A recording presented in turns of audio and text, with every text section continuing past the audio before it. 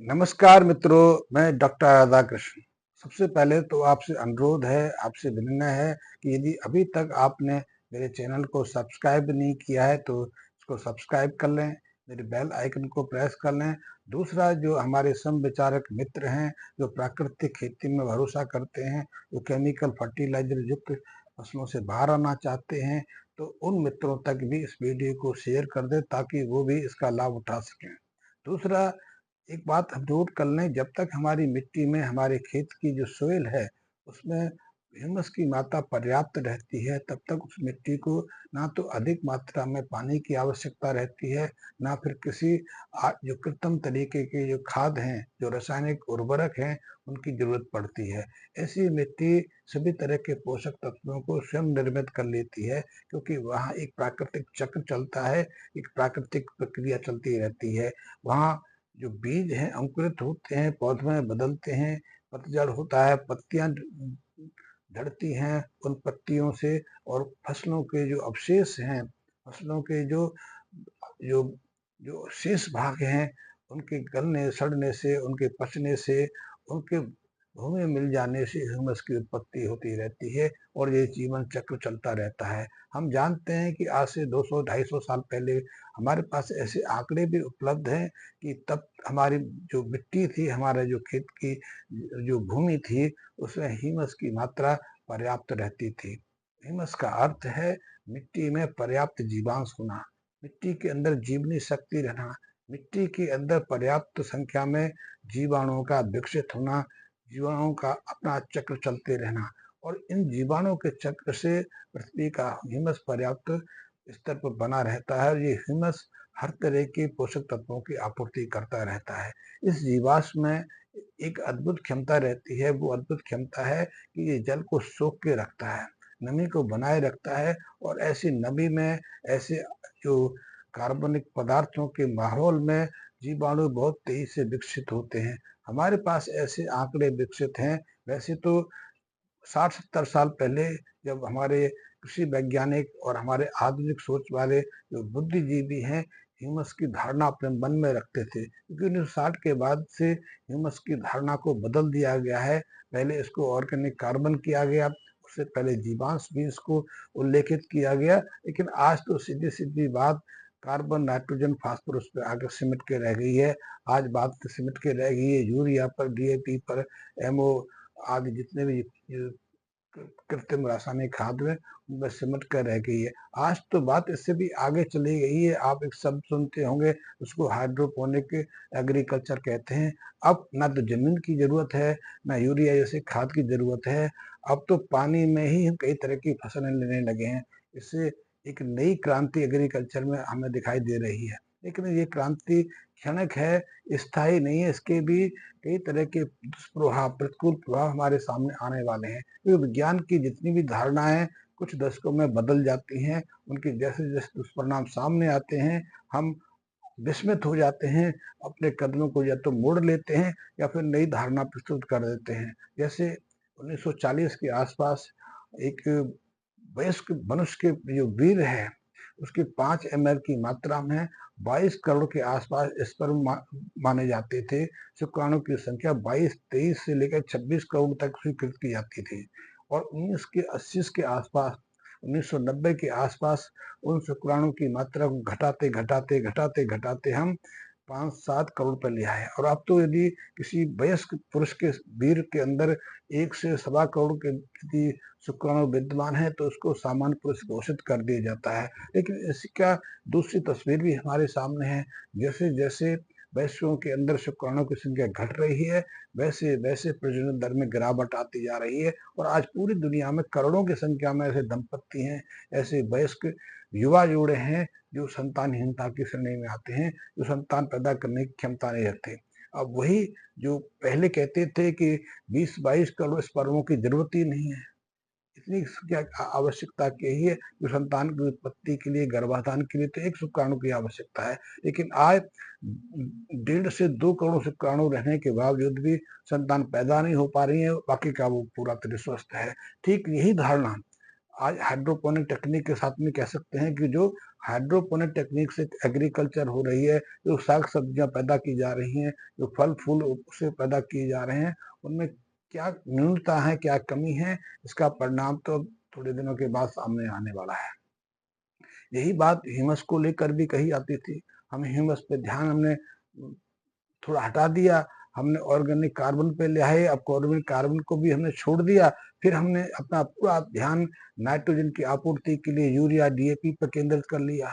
हमने phosphorus potassium की आपूर्ति के लिए ध्यान दूसरे खादों पर केंद्रित कर लिया। फिर उसके आगे चले गए, कई और खनिजों को प्रयोग करने लगे। लेकिन 18-20 खनिजों की बात जो होती है, जो 17 खनिजों की बात होती है, जो फसलों के लिए, पेड़ पौधों के लिए आवश्यक है, उनकी बात तो हम भूल ही गए या बहुत कम मात्रा में उसका प्रयोग करते हैं। क्योंकि विज्ञान ये भी कहता है कि यदि भूमि के अंदर यदि किसी खास खनिज की मात्रा ज्यादा हो जाए, यदि आप नाइट्रोजन की मात्रा भूमि में बढ़ा देते हैं या हमारे पेड़ पौधे नाइट्रोजन की ज्यादा मात्रा सोख लेते हैं, तो उसका सीधा असर पड़ता है कि वो फास्फोरस कम मात्रा में ग्रहण कर पाते हैं, जिंक कम मात्रा में ग्रहण कर पाते हैं, या दूसरे जो अति दुर्लभ जो खनिज हैं उनको सोख ही नहीं पाते, उनकी कमी रह जाती है। उसका सीधा सीधा असर तो फसल की उपज पर पड़ता है, या फिर फसलों के स्वाद पर, उनकी गंध पर, उनकी आकृति पर, उनके विकास पर बहुत चीज पर फर्क पड़ता है। इसीलिए जैसे 30-40 सालों में खेती की उपज तो बढ़ी, फल फूल साग सब्जियों की उत्पादकता में तो वृद्धि हुई, लेकिन स्वाद बिगड़ गए। स्वाद ही नहीं बिगड़े, अब दूसरी परेशानियां भी खड़ी होने लगी। साथ ही हमारी फसलों में, हमारी साग सब्जियों में, हमारे फल फूल के पेड़ों में अब बीमारियों का प्रकोप बढ़ गया। अब उनको रोकने के लिए हम दूसरे यत्न कर रहे हैं। तो ऐसे में हमारे सामने समस्या खड़ी होती है कि हम मिट्टी के ह्यूमस को फिर से कैसे सामान्य कर सकते हैं। इसके कई उपाय हैं। एक पहला उपाय तो यही है कि पहली प्राकृतिक प्रक्रिया थी, पहले प्राकृतिक नियम थे, उसको पुनः हम दुरुस्त करें, पुनः उसको बहाल करें, पुनः उसे लागू करें। एक नियम था जो जिस नियम को हमारे पूर्वज हजारों सालों तक आगे बढ़ाते रहे, लेकिन हमने कुछ दशकों से छोड़ दिया। पहली तो यही थी कि अब खेती में प्राकृतिक प्रक्रिया को अपनाएं।